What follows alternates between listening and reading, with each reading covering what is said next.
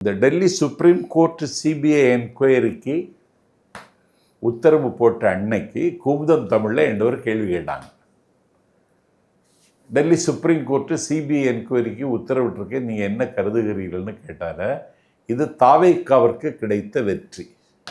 அடுத்த அடியை எப்படி எடுத்து வைப்பது என்று கலங்கி நின்ற தாவேக்காவுக்கு உச்சநீதிமன்றம் ஒரு புதிய வாசலை திறந்து வைத்திருக்கிறதுன்னு சொன்னேன். இதுதான் காரணம்.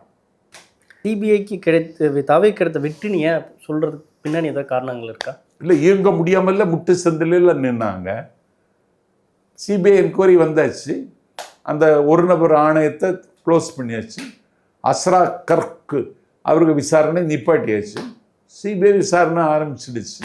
உண்மை புலப்படுங்கள் நம்பிக்கை அந்த தம்பிக்கு இருக்குது, விஜய்க்கும் விஜய்க்கு தொண்டர்களுக்கும். அவ்வளோதான். இந்த இதில் என்ன தவறு அவங்க கண்டுபிடிச்சி உங்களை ஓரங்கட்டதான் நீங்கள் நினைக்கிறீங்க? இன்னும் நான் ஓரங்கட்டுனதை நினைக்கல, வேதனையில் இருக்கேன், அவ்வளோதான், வேற ஒன்றும்.